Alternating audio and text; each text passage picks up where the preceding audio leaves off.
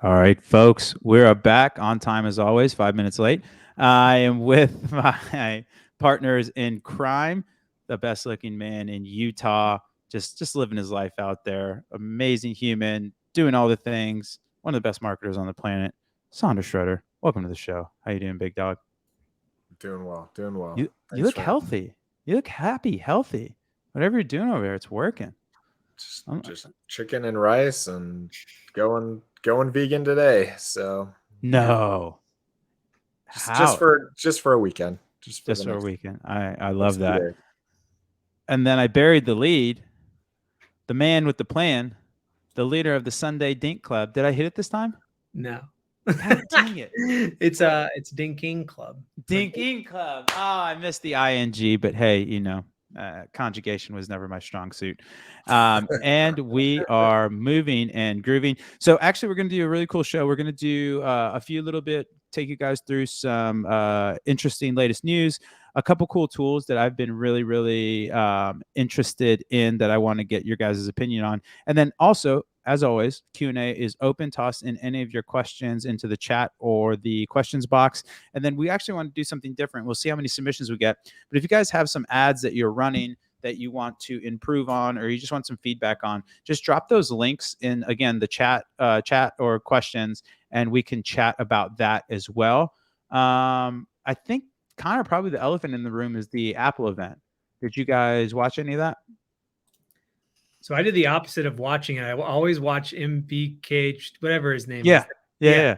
I watch his reaction because he's gonna like give me all the Spark notes. Oh, Spark Yeah, Notes. his Do the video kids on. even get that reference anymore? That's a I good don't one. know if they get that reference. His video on the goggles was pretty sweet. So when he's bullish on something, I get excited for it because he'll tell it straight normally. For people that don't know, Apple just released a really interesting, almost, it's pretty much all AR, but there is some kind of VR stuff going in there as well. So augmented reality, the differentiation there is augmented reality will show you actually what's going on and then overlay things into your actual reality, where virtual reality is creating a new reality. And they're doing some really interesting things there. Did you snuff at the price point? Are you guys going to buy one? No way. No way. I mean, it's Apple, and they say starting at 3,500. So with Oh, I everything didn't else even you think add, about it's that. going to be like $5,000 plus. I didn't So even think about that. Do you remember the OG Apple Watch, the gold one? I think it was like what was it, 20 or 30K? I should have yeah, got one. It goes for a nut now. Yeah, I know. I thought that was interesting though. They I don't know. The Black Mirror stuff kind of hits me. Like there was a promo in there where he's like this husband, or I'm guessing husband, whatever. This guy's working in his kitchen, and then his kid like kicks him the soccer ball, and he like looks away from his work, and then like kicks the soccer ball back. And I was just like, I don't know. That just seems like a really dark existence. And like, who the heck can work like productively in a kitchen with a kid? It's like I don't know. It just felt a little. I don't know. Is anybody in the chat or anybody listening right now? Did you guys have any thoughts on the Apple event? I thought the bump stuff was cool, especially on the event circuit. Logan's coming out to Blue Whale Group. Having that was actually pretty cool in that sense, where you basically can just touch the phones together. Again, like the OG bump, the kids won't get the reference, but there yeah, used to be an app that did that. that I app think was the that's best. the app was amazing. Urban Yeah. Spoon. So I thought that was an interesting take. What else did I get from it?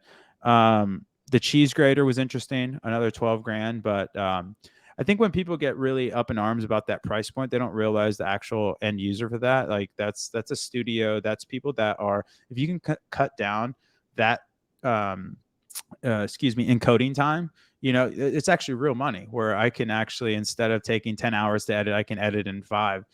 It makes a lot of sense. So that was exciting. Yeah, but I mean, the definitely the king of the show was the VR, the goggles. So we'll see. I don't know where it lands, but 3,500 is. But to Sandra's point, it's Apple, so you really get into some pretty interesting places there. But I don't think I'm going to buy one. I don't know.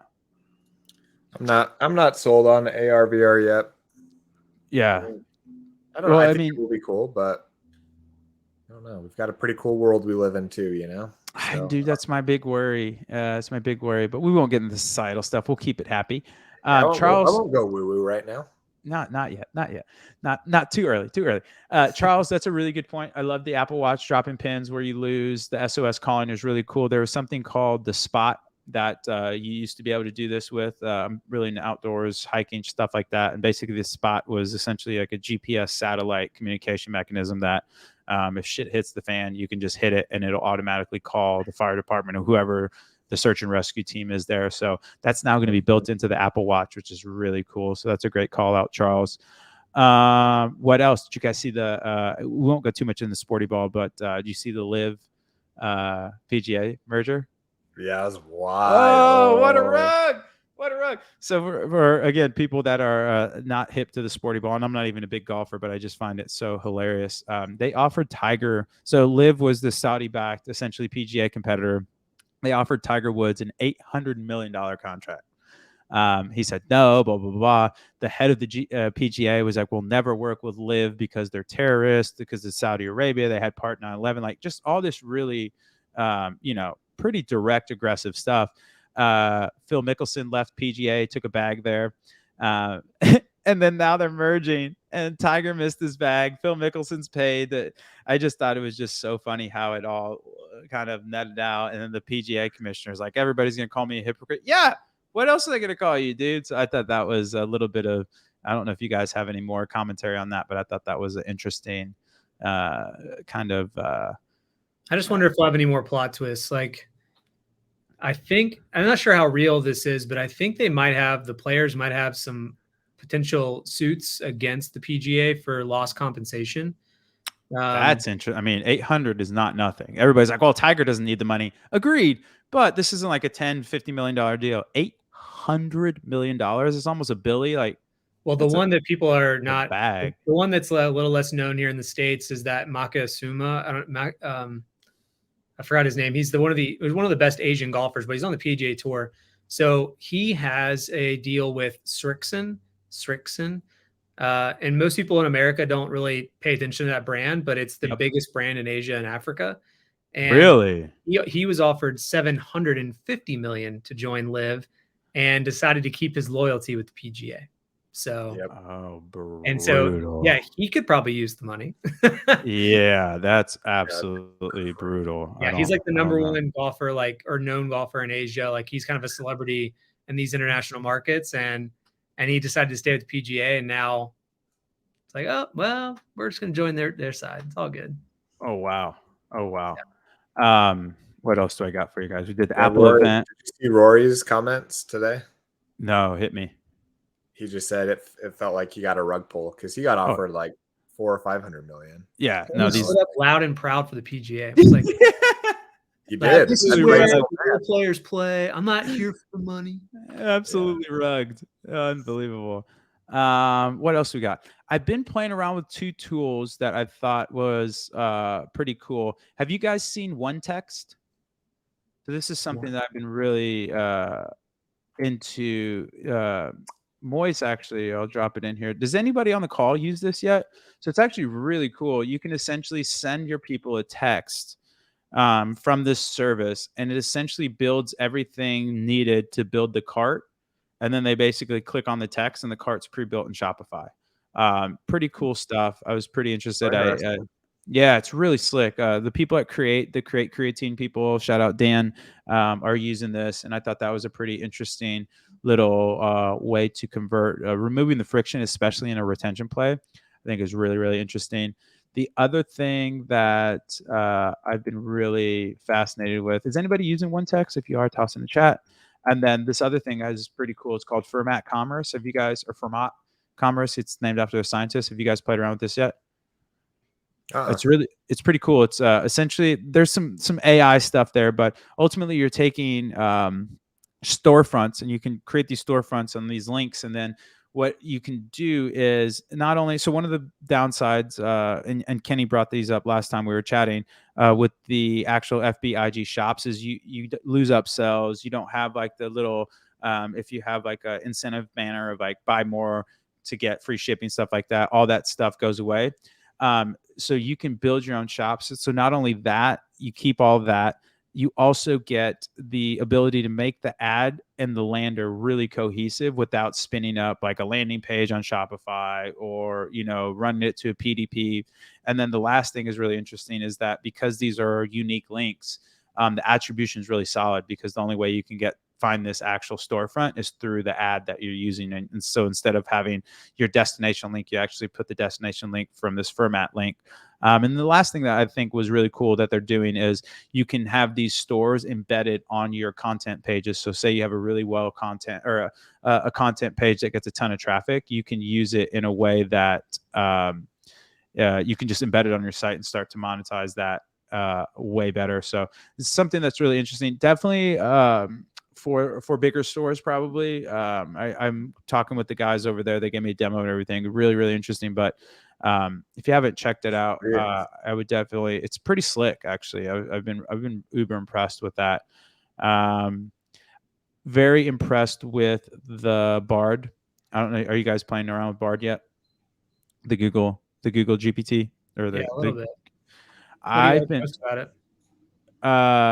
The access to the internet, so I don't have actual plugins yet on my Chat GPT, and then it's just a better UI and it's free. I pay $20 a month for Chat GPT right now, and so that is something that I've been really blown away with. Really like the Bard stuff. This was something we put in whale mail, but I thought it was pretty interesting where you can do really easy competitive research using Bard as well.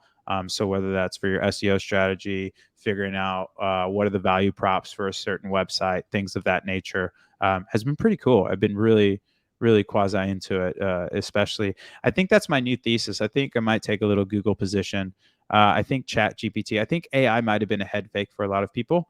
And I think it's going to really concentrate in Microsoft, Google. I think hence why OpenAI probably partnered with and took that huge investment from Microsoft. You need three things for AI to be awesome.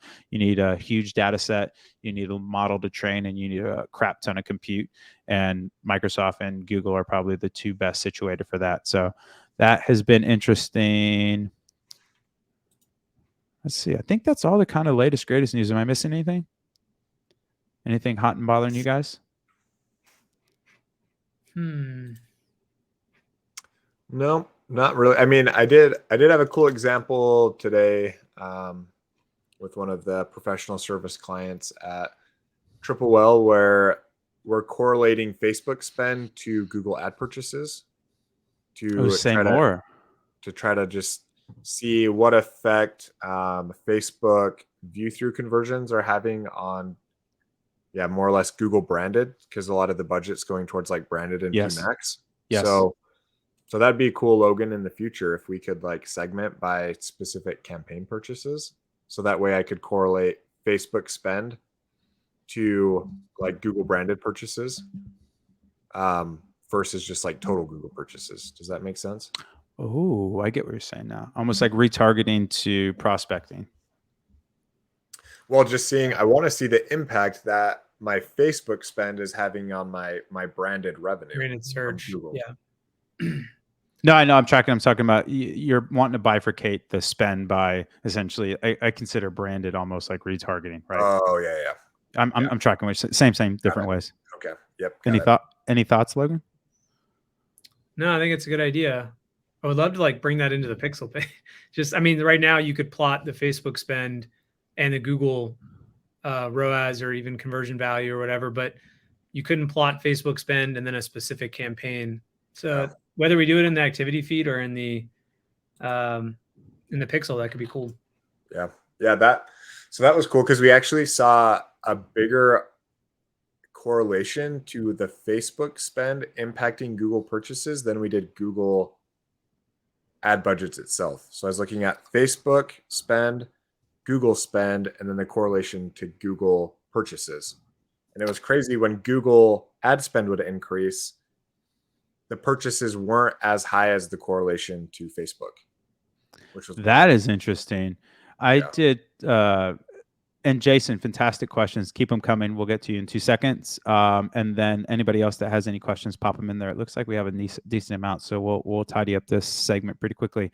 I've been playing around with the activity feed and been really happy with it. One of the things that blew me away was I had a friend that I'm just kind of helping out consulting. I actually used to run his account, so there's a little bit of a cheat code there when I have the actual internal workings as well, and then be able to reference it with Triple.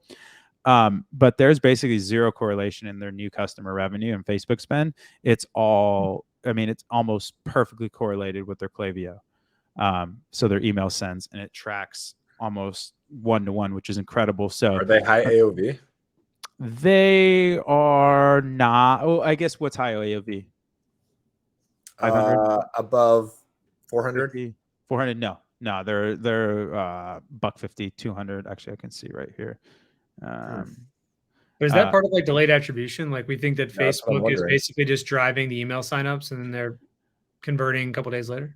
Well, that's my thesis is that so a $152 mean, 119 median, and $116 mode. My thesis is that Facebook is just and there's about a 35% order overlap in terms of Facebook Google. So I think they're overspending on Facebook, and or they should change their strategy and just get them into the content ecosystem and almost start running newsletter signups or something of that nature, because the Facebook spend is just not showing any correlation. To be fair, they do have a massive content ecosystem. Like he generates probably 1 million uniques to his site every month. So there's definitely a content ecosystem there. But I just thought it was really interesting because you'd want to see that correlation be a little tighter, and there's almost like inversions at times, and like it did not track as tightly as I was wanting. So there was some interesting insights there to really make sure that you're getting the most out of your Facebook spend, because as a marketing leader, that's one of your jobs, one of your value adds, deployment of paid capital. How are you buying billboards? Are you paying influencers? So I thought that was just a little interesting tidbit, but I've been pretty happy with the activity feed so far. Did we take the little correlation thing out? We used to have a little Pearson correlation that got nuked. No, it's there now. Yeah. Oh yeah, there we go. I don't think It only works with two. It only works with 2 metrics. Well, that would make sense. That would make sense. Let me actually fill some time with me real quick, and I'm doing it real time to see. I want to see. I also wondered, has anybody leave it in the chat? Maybe you didn't even know it existed. Has anybody tried creating a custom metric in the pixel? Oh, I didn't even know you could do this. Spill some tea. Well, we've been a lot of people, like, let's say you wanted to look at conversion rate, but you wanted to change the definition. Maybe you wanted conversion rate to be visitors divided by conversions, or I mean conversions divided by visitors. You could basically set that up in the pixel now. So you can just go to the column selector where you go and find new columns.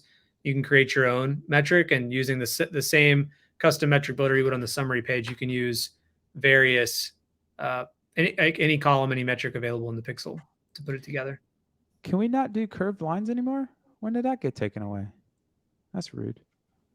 I'm a curved line guy. You feel like you're hitting all the bugs right now. Evangelizing to the gills over here, huh? Get it together, Robert. Get it together. Where was I looking? And then Facebook spend. What custom metrics are you hot and bothered by? No, I mean, I think conversion rate was the one that I was doing the other day. And then I think if you wanted to try to build out your own contribution margin metric, you could do that.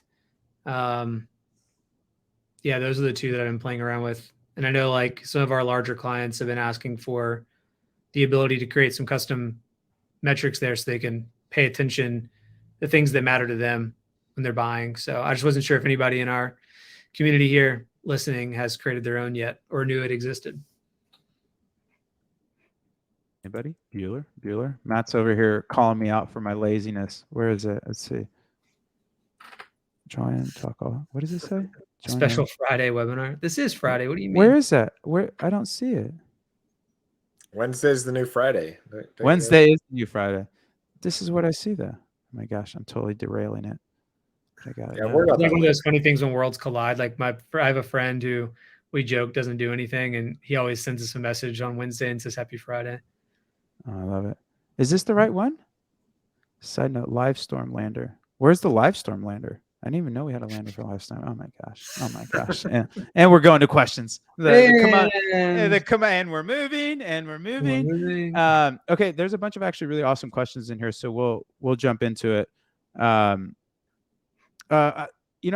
toss it to Chris really quickly, and then we'll get into the questions, because flattery is the way to my heart. Love T-Dub joined just a little late here. Any thoughts on integrating ShipStation to capture the real shipping cost? Oh, you're speaking my love language. Understand there will be a lag from order is placed to when the label is created to understand the rate. I'm going to give you my little hot take, and then I'll toss it to Logan, who's actually the expert in the space. We had an integration. There was some challenges with ShipStation. I actually like ShipStation. I know a lot of people do as well. The one hack you can do right now is use it as an expense and just add in your expenses from whether it's you want to reconcile weekly, every 2 weeks, every 3 weeks. I usually recommend weekly. Just toss it in there every Friday, and it'll actually backdate those expenses when you put in the proper dates, and it'll amortize them across that date range. Really manual, really sucks, but it'll get you pretty much to the dollar net profits. But I'll throw it over to Logan, who will have a much more eloquent response and better hair than I. No, I mean, I wish I had more of an eloquent response. I think right now, yes, like to your question, we'd love to get back into integrating with ShipStation. We did hit some issues with their API in the get-go. But right now, like if you have, I guess I'll take it more broad. If there's anything that's really holding you up in Triple Whale, like you can't analyze this or that because you really don't have insight to it, like let us know. I brought this up a couple of times, but when you go to chat with our team, there's an option there for like feature requests. Please pop in integrations you want, and it really helps us on the product team understand the demand for something like that. And we know that real-time shipping costs are pretty important, and it's just that there's probably 3 or 4 major 3PLs that folks are using out there, and it's like prioritizing that over the other things we're working on and how important that is to like the day-to-day. 8 out of 10 eloquence. Definitely good. Kenny bringing us down here. ShipStation. So what do you recommend, Kenny? What's the I think ShipBob, but I think ShipBob's kind of in the same boat. I've heard some sus things about them, but I don't know. What are you guys using for your 3PLs? Okay, Kenny's typing, and then we'll give it 10 more seconds. All right, let's do some questions, and I'll come back to this. Oh, Kenny's in. He's in. Split shipping apps. What the fuck? What does that mean? Carrier pigeon. Send it by carrier pigeon. Use ShipStation. I thought you just said you hated ShipStation, Kenny. Now I'm not tracking. Unbelievable. Stick to the incredible apparel, Kenny. What is going on here? What's VQ? I don't know that either. Maybe he's saying split it in half. Use ShipStation for half your orders and that other app for the other half or something. Oh, that sounds miserable. Okay. Yeah, that sounds too complicated for me, but I like it. So maybe we'll get some more pontification from KB here in a bit. Where do you want to jump in, Sandy? From the bottom to the top? Yeah, let's do that. Amazing. Okay. This is how to run an effective A/B test. Which apps do you recommend to do it now that Google Optimize will... I'm assuming will be going away. Yeah, we'll get got. It's on its way out. Oh, we should probably talk about, do we have any GA4 updates, Logan, or not yet? That's like 2 seconds away. Yeah, it's one of those things where I think we're gonna build rather than integrate, is what it sounds like. So we're taking like the main pieces of GA, like the universal analytics that people liked, like landing page reports, conversion rates per page, the page path report. Yeah, that one's massive. Stuff like that is like we have the data. It's just, can we just build it for you and make folks less reliant on Google Analytics is what it sounds like we'll be doing in the immediate future. I can dig it. How do you guys run A/B tests? What are your thoughts here? That's what I was going to say. Is that's a good question. Now that Google Optimize is running away or going away, I wonder what people are using. I'd say VWO VWO I think is probably the best tool out there.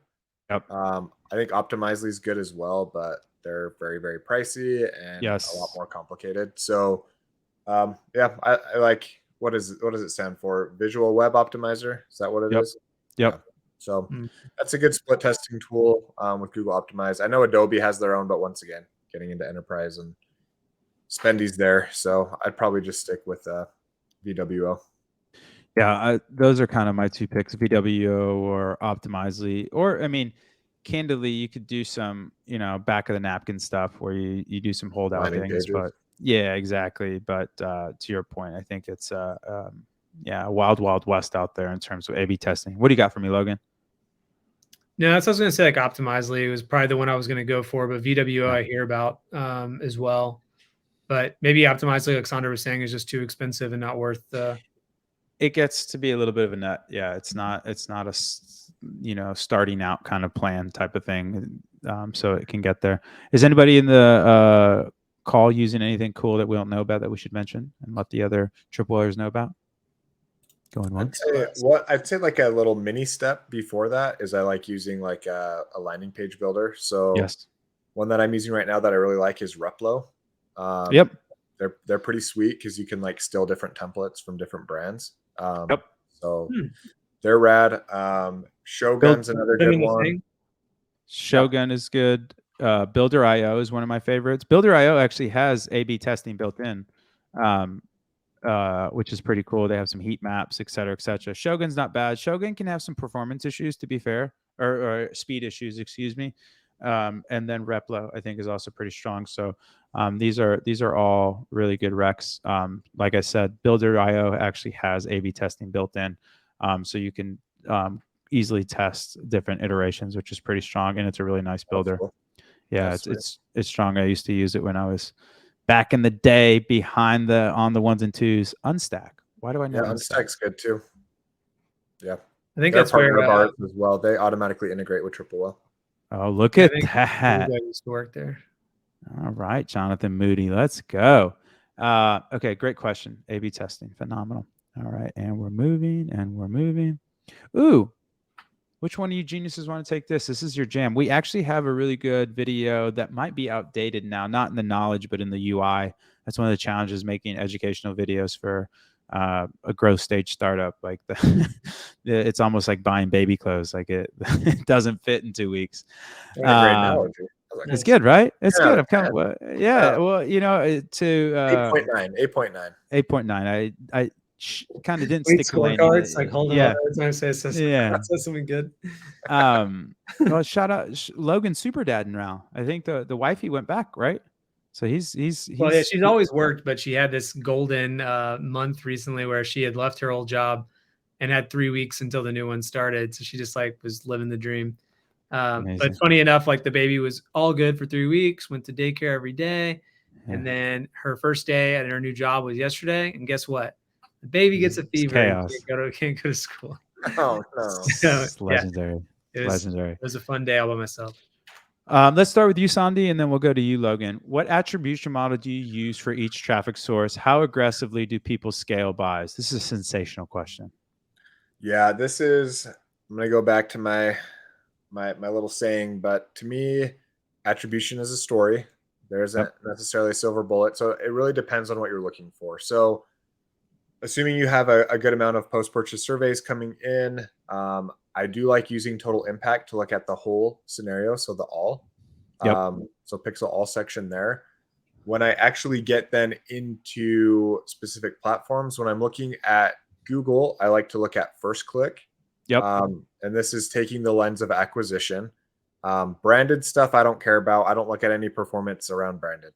It's like really that's in platform and based on impression share to me. Yes. So for PMAX, I'm looking at a first click because I want to understand what's driving new customers. And then I'm looking at my new customer columns to analyze it. In Facebook, depending on the percentage of view through conversions you have, I like to use TA plus views to look at that. But the big caveat here is your post-purchase surveys need to correlate to your view through conversions. So total impact will kind of help you do that automatically in a way. So, but I'll still kind of compare total impact in Facebook versus triple attribution plus views. So that's really what I like to use. I'm just going to cover Facebook and Google since those are the two big channels. Yeah, no, that was really, really well put. Any additions, amendments, comments, Logan? No, I think it's good. I mean, triple attribution, I think, is a good way to go look, like on top of what Sandra said, this idea of validating view through conversions um, with the survey data is good. And what I would do too is like look at triple attribution on a given channel and see how many conversions are being accredited to the survey. So if you scroll to the bottom of your table, you'll see the survey attribution row, Yep. and like try to look at that revenue compared to the total revenue attributed to the channel. And that should be a good proxy, I think, to show you how many folks did we catch, or rather, how many folks didn't have a click on that platform that actually responded that that platform impacted their purchase. And we were looking at a customer earlier today where YouTube is something they're trying to figure out. They're looking at the man, I cannot remember the name of this thing. He told me on the call and I'm still messing up. It's called like assisted view conversions, or there's something that Google has in their own platform where they basically try to track people who viewed the ad on YouTube and then later purchased. And I was like telling them, I think we should look at how many folks are truly saying YouTube is what drove their purchase, and how many conversions do we have on a click basis, and what is Google saying too. And funny enough, like Google was saying like 1 and Total Impact was saying 3. Sure. And, I think at that low of a spend and that low of a conversion threshold kind of helps you understand, like at the very best, let's say that 3 is the very best scenario or best case, would you scale it? And if the Right. answer is still no, then it's no. You know what I mean? No, totally. That actually like perfect segue into the next question. Yeah, scaling and stuff. So with that brand, one thing I wanted to touch base with them on was like, listen, if I almost think of YouTube as its own thing. I'm not sure if that's the best way to go about it, but I remember it taking considerable investment just to get like YouTube up and running, and paying attention to what your AOV is. If this customer had a very high AOV, so greater than 400.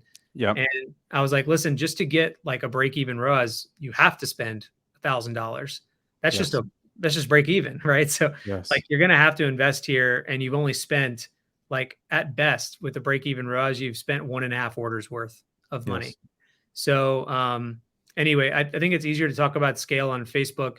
One method I used to use was that basically we would say, where like we would look at our monthly budget. What do we think we want to spend? Let's say it was $25,000. And every week, or rather every 3 days, if we were hitting our budget, I guess like our cadence that was going to meet the $25,000 threshold for the month, if we were still doing well on a new customer acquisition cost basis, and this was back when this was mainly our primary channel, if we were hitting it, we would try to scale it up every 3 days. And we'd bump the budget and bump the budget. And it didn't matter if we went over the 25K at that point, as long as we were hitting our overall store metrics for new customer acquisition. So I'm sure people scale it way faster than that. But we'd bump the budget for winning ads or ad sets at that point, like, 20%, 30%, whatever we thought we could get away with, and continue to scale as long as the numbers look good. Did you guys ever do any intraday scaling? I mean, yes. Day, yeah. I don't know. I'm sure Sandra did. Yeah. Look at that. Big money. Yes. Big money. Yes. Just turning it to 11. Did you have that 20% rule, Sandra, or would you just send it? I mean, I played around with rules, but normally it was just to send it. So what did you decide how much you were going to? Yeah, that was a great question. Well, I mean, back then you were just like printing money with Facebook because the competition was so low. So it was just like. What about right now? What would you do? Let's say you saw something that was winning. Would you double it? Or so say, let's put some more context. Say you're at $1,000 a day. So not a lot, not a little, just kind of, some, for most people, that's a decent amount of money, $1,000 a day. And you're just absolutely, it's screaming. What do you do? I'm assuming this is an ABO campaign, right? Oh gosh. Stake to my heart. What is that grossness? What ABO? I didn't even. Well, if it's CBO, then you don't do anything. Okay, yeah. Then I'm just going the 20% rule probably. I'm like, all right. Okay, so I got it out of you. So if it's CBO, you'll kind of adhere to. So, for example, you would wait an hour and then throw another 200 an hour, another, what would that be, 280, and you would start keeping. You would keep within that realm of the 20%. But if it's ABO, you'd have a different methodology.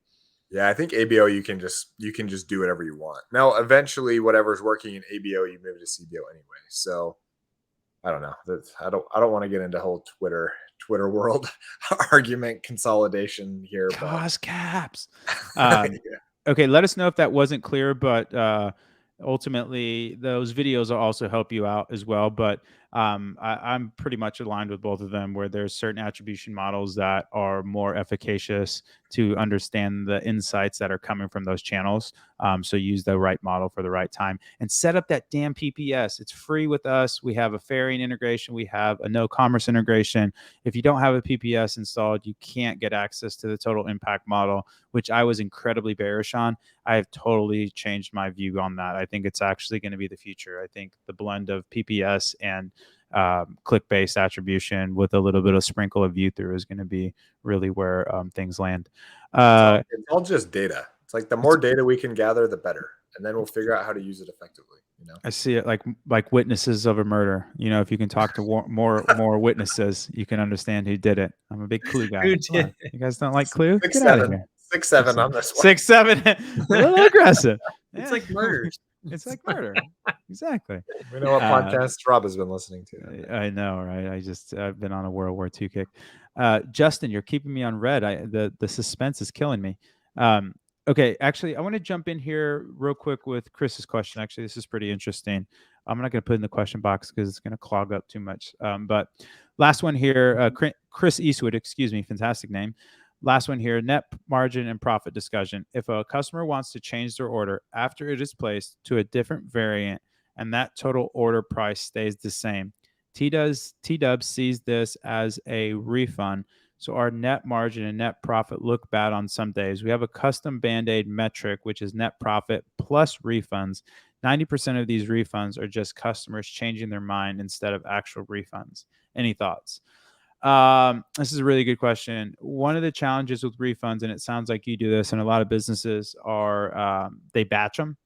And so when I was working with the client, they would always do their refunds every Friday. And so you had to be really wary of that. In terms of, yeah, what do you got, he's talking Logan? about is, I guess what I want to make sure of, well, I want to talk about something with you guys to see if this is actual best practice.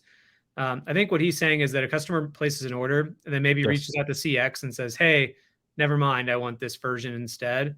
Yes. And even at my time with like Chubby's 8 years ago, everyone in the e-commerce world seemed to have their own way to do this.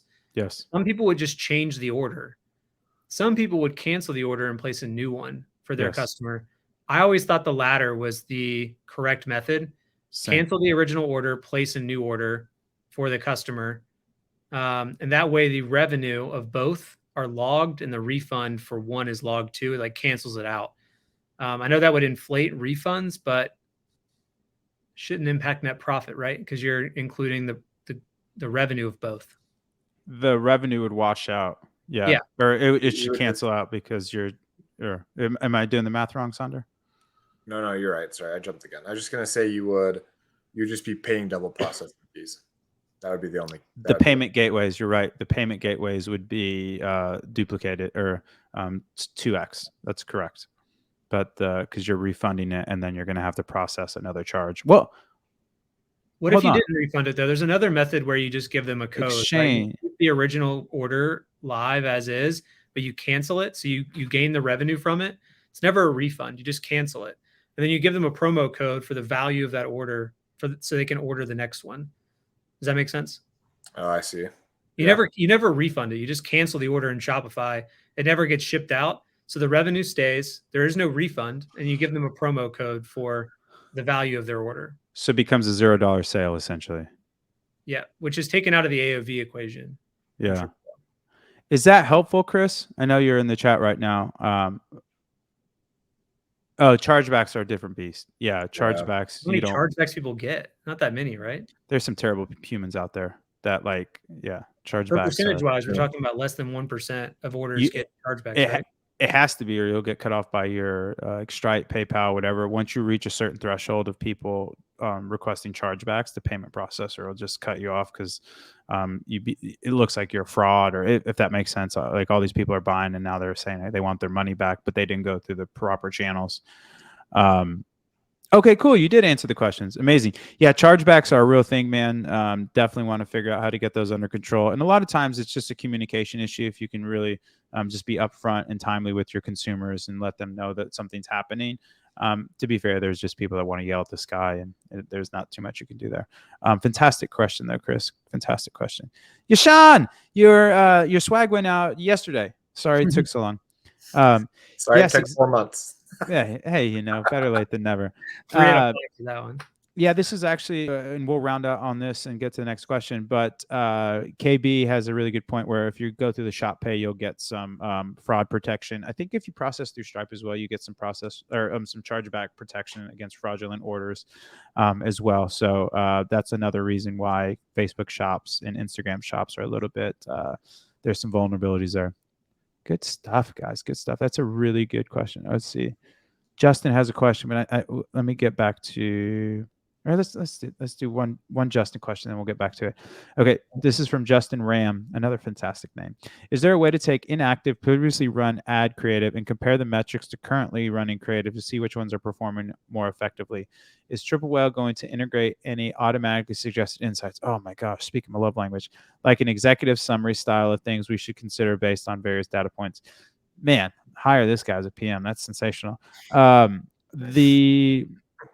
You want to take the former, Sonder, and then Logan, you can take the latter. So Sonder, is there a way to take an inactive, previously run ad creative and compare the metrics to currently running creative?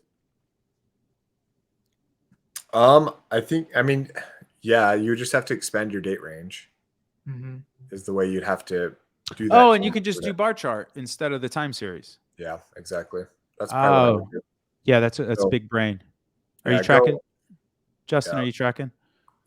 Okay, cool. So Sonder, 1 out of 1. Don't let us down, Logan.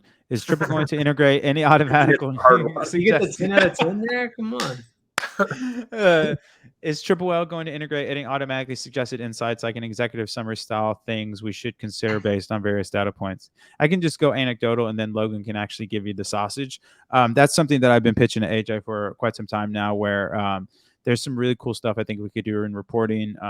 A company called Order Metrics, RIP, but they used to send out a really great email, not only having the metrics you cared about, but it showed you your top 5 profitable orders and your top 5 least profitable orders.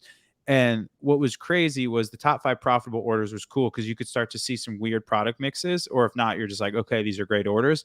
But what was really cool is the non-profitable orders helped really understanding, like, are people abusing discount codes? Like, why did I ship out $100 worth of product and nobody paid for this? This is a $0 order. And so it really helped highlight a lot of anomalies that, candidly, you're not usually going through your orders list, especially if you're at a semi volume, right? If you have maybe 100 orders a day or something like that, you're not going to track every order. So that was something that I've pitched to AJ that he's been really receptive to. But we've been over here building empires. But Logan, what's actually the temperature on the ground in the product?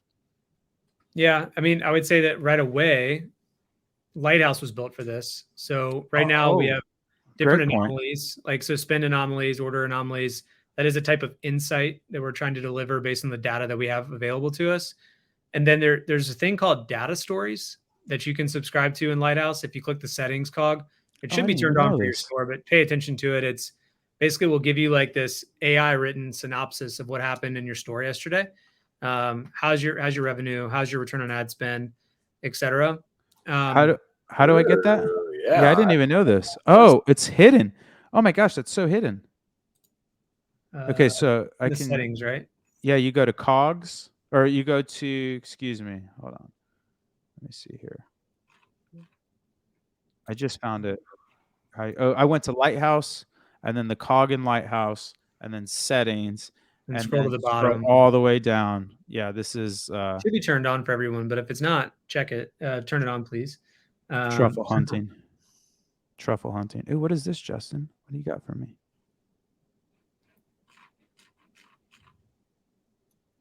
What does this do, Justin? I'm not tracking what this does. Maybe it like maybe it overlays the data from your Google ads. And Oh, you're using this as a muse for the recommendations and stuff like that. Tracking.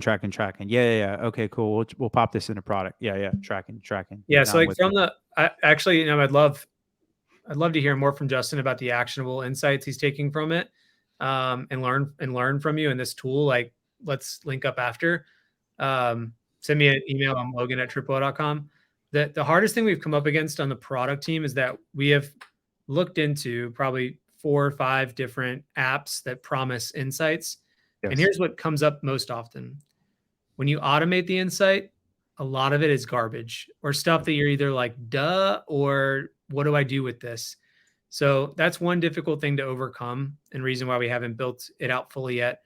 And the other is that they go often ignored, right? So think about all the times where there's a pop-up in Google Ads when you log in. It's telling you like, hey, combine these 2 campaigns and we're seeing this overlap. And you're like, I don't believe you. And you just like click X on it.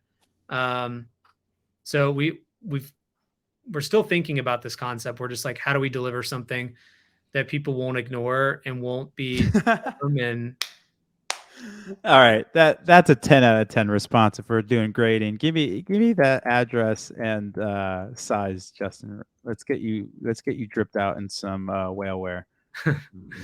Thanks, Justin. All No, I mean, Justin, caps. let's go through Optio at some point, and I want to like actually a fun exercise for us. Like, I'll give you more swag. Every time you take a recommendation from Optio, I want you to log it in the activity feed because I want to know Look at what's that. really happening and if you really if you're doing what it says or if it's just neat. That's what I want to know. Okay, let's do some rapid fire. I'm going to do one more Sonder question, and then I want to make sure to get to Jason because he has graciously came on the webinar and he wants his answers. How many survey responses, pixel data does TI attribution need? When should I start looking at it? Ooh, fantastic question. Logan, you want to take this? Yeah, it's not like a hard and fast number, but it has to do with statistical significance. So if you were to open a statistical significance calculator, it's kind of funny. Like the lower volume of orders you have, the more survey responses you need. It's like your population versus the survey response. And then the more you have, actually, the less you need to make it statistically significant. So it's just a model based on statistics. So in that sense, if I have a ton of post-purchase surveys, but the pixel would catch that and just put it in organic and stuff if I wasn't running a ton of paid, right? Sorry, what was the correlation to paid? And because you're saying it's inversely correlated, right? Like if I have a ton of actual pixel responses, I don't need as many PPS responses. no. I mean like full population orders. Like it doesn't matter about the pixel. I'm just saying like statistically speaking, let's say you have 10,000 orders. Yeah. You may only need like 800 survey responses for it to feel that the population is like accounted for. Just like with political surveys, right? But if you only have 500 orders, you may need 300 survey responses for it to be statistically significant. I know it's funny, but if you go into a calculator, you can run these numbers yourself and figure out the confidence interval. We operate at like a 95% confidence interval. Strong. Okay. Should be a quick one, and then we'll get to your questions, Jason. You've been incredibly patient with us. Thank you. Logan, how do I exclude POS sales from Shopify and Triple Whale? Yeah, on the summary page, go to the Shopify. It should be like store section. Yep. And then you'll want to click the dots and create, or like the drop down to create a filter. Yep. And the criteria is source does not contain, and then most people have POS. So like point of sale or POS as the tag. And basically that's the customer channels that we're bringing in from Shopify, or the order channels rather. So just go in there and exclude it, and then it'll exclude it from those stats. Legendary. Amazing. All right. We have 6 more minutes. Sandy, this has you written all over it. Is there a way in TDub to analyze returning customers versus new customers? There is. So you can do it on the summary page. We have returning customer and new customer orders. So you can see it there. You can also see it in the pixel section under columns. So I like to actually put my new customer purchases next to my total number of purchases. And then we have Sandra, great way to use the custom metrics. You could take total orders, total conversions minus new customer conversions to make returning conversions. Whoa. Oh my God. Anyway. We need to start having like a little like fin or whale we pass around for the best performance. Logan, I think you just pulled ahead. I had Sonder ahead, but man, that was let's see if Sonder can make up the gap. Yeah, you did too. Hold on. I'm gonna let you finish. Kanye him. I love it. All right. Okay. Go ahead, Taylor. Go ahead, Miss Swift. Where are my Swifties at in the chat? Where's my Swifties? Let's go.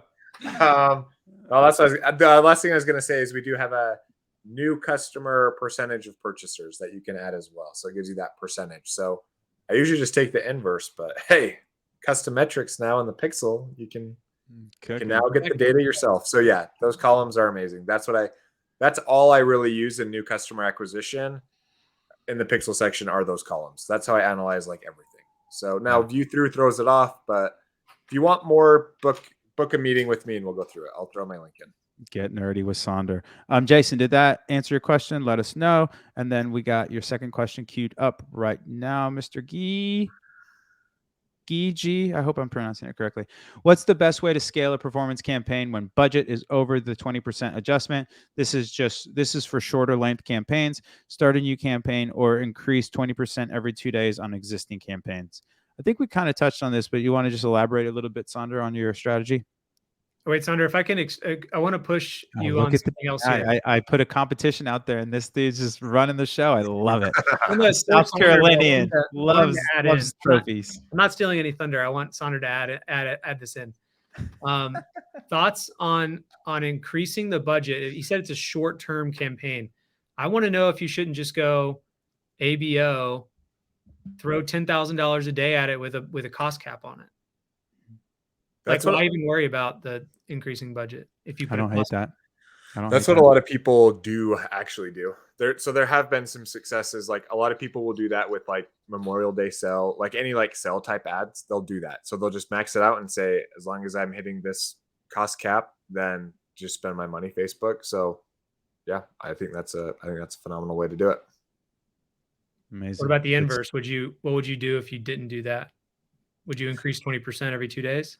I mean, the rule of thumb is 20% a day is what Facebook recommends. Now, Rob gave an example every hour. I think if you're spending the money, then you can increase it. Is kind of how I would say you can do it.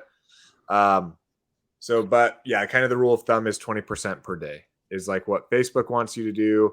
I'd say that's most applicable in Advantage Plus or CBO. And so, yeah, that's what I would stick to. Best practice. So let's say I'm like the conservative business owner and I'm like a nervous Nelly, which I am. And I agree that like numbers are looking okay, but they're teetering on the edge of not okay. And you keep increasing my budget. I think you'll likely see some diminishing returns. When do you decide to pull the plug or reduce? I'd probably reduce by 20% if I'm getting to that point and try to go more efficient or introduce a cost cap or something like that. Yeah, I would either put some semblance of a cost control in or identify ads that are dragging down that account and cut where you just might have some people that are taking spend that aren't pulling their weight. You got to take them behind the shed and do what needs to be done. And or cost caps can also be. I'm so morbid today. I don't know what is going on. I'm having a wonderful day. It's sunny out. Unbelievable. I am. Color over here. Goodness. We have one more minute left with Sonder, so I'm trying to think if there's any Sonder specific questions. Man, this is good, but it might take you past your limit. So I know you have a hard cutoff. How do you think of creative fatigue and when to shut it off? When to shut off a creative because of it? Sonder, let me see if I can get 30 seconds out of you, and I know you have to go. Yeah, I mean, I think Rob actually has a really good take here. I think ad fatigue is not a real thing. Now, I think ad fatigue becomes real if you're running sales or things like that, where it becomes less applicable. But then Rob will give you an example of a sell ad that he ran for like 2 years straight. So I think you just have to look really at the performance behind it. And yeah, if performance is going down, frequency is going up, then there might be some ad fatigue there. But I think pause it, and then maybe you reintroduce it again in like 3 or 4 weeks and see what it does again. Like I think your top ad, there's a hook there that's doing well. There's content in there that's doing well. So I think the other way to approach it is then to create like a derivative or variant of that ad using a similar hook, similar content. Maybe it's just a new face that's now delivering it, right? And so you can really like just duplicate the same ad with a new actor, actress, or whatever. So amazing and right on time. Thank you for your service, sir. We love you. We'll talk soon. I'll text you later. Logan, do you I have got to anything? bounce to another meeting Oh, too. you're So out too? Okay. well, I All want right. to make Well, sure we can wrap it up. I don't want to leave okay. you. Yeah. But I know. You guys just come in and killed it. The response. Oh, can you give Yashan that really quick overview of the surveys? yeah, We so got you. Sean, go on Google and type in statistical significance calculator, and basically you want to type in the population will be your total number of orders in a given time frame, and then the other number will basically tell you what confidence level you want to hit 95%, and it'll tell you how many survey responses you need. Basically, we just use statistics to determine are your survey responses indicative of the population, and the population being your total number of orders. So it's not always a finite number, unfortunately. Amazing. A little ask for you all. There is a survey for us to make this more betters for you. So if you don't like the format, if you do like the format, if you want more tactics, the world is your oyster. All these are super helpful to just make this better and better and generate more value for you all. We'll also be doing a little raffle. So if you don't have any Triple Whale swag yet, we will pull somebody out of the respondees to get them the whaleware. And then let's wrap up because I know, Logan, you're up against it. Sunday Dinking Club. Nailed it this time? Yeah. The SDC. How do people sign up for that? SundayDinkingClub.com. Also, I'll be in Texas next week, Austin. Amazing. Austin. If you're not coming to the event and you still want to meet up or something, let me know. I'm like Logan B Brown I'm Logan B Brown on Twitter. So like hit me up there if you want to meet up and hang out. Maybe if you want to play pickleball, if you know somebody. Let's go. There's a bunch of really nice courts here. Amazing. Yeah, Blue Whale group going down next week. If you got the invite, amazing on you. If you didn't get the invite and you really want to come because there's some revenue thresholds, ping me on Twitter. I'll see if I can. I'll see what the count is for Kevin, and we can see if we can get you in. What else do we got? Make sure you guys are on Whale Mail, triplewhale.com/whalemail. Our newsletter goes out every Tuesday, Thursday. We're actually doing video game numbers right now, dude. Our open rates for the last 3 weeks have been over 50+%, like 52, 58. One of our Whale Mails was pushing 60. So you guys are missing out if you're not on there. And then we have 2 great podcasts, You're Not Your ROAS and Ad Spend. You can find those on youtube.com/triplewhale or any podcast catcher of your choice. What else? Any product updates we want to tease or whatever? We have this big thing that we're going to be kind of doing Airbnb style with a bunch of releases, but I don't think it's fully cooked yet. I don't know if you've heard any more on that. I think it's supposed to come out later today, so keep your eyes peeled. Here we go. So as long as you're subscribed to the newsletter, you should be getting the product announcements. So pay attention there. Lots of fun stuff coming through the pipeline, but we're also like listening more than ever to like our customer feedback. So if you have stuff you want in Triple Whale, please send it through the chat and we'll be listening to you. Amazing.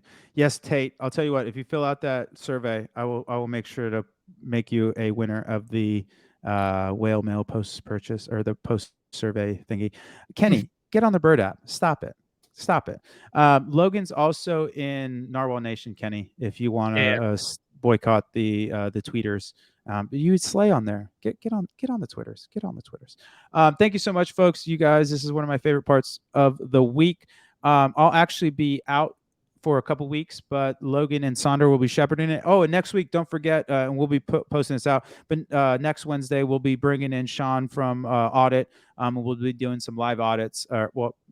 Logan and Sean will be doing some live site audits. So be sure to tune in next week. And if you can fill out that form, that'd be super helpful. It really helps us. There's just been some really incredible feedback, and I have thick skin. This webinar is not for me, for Logan, for Sonder. It's for you guys. And so we want to make sure that we're generating value and talking about the things that we want. If it's too casual, tell us that. If it's casual and you like the casual, all these things help us morph this into the best webinar in D2C on the planet.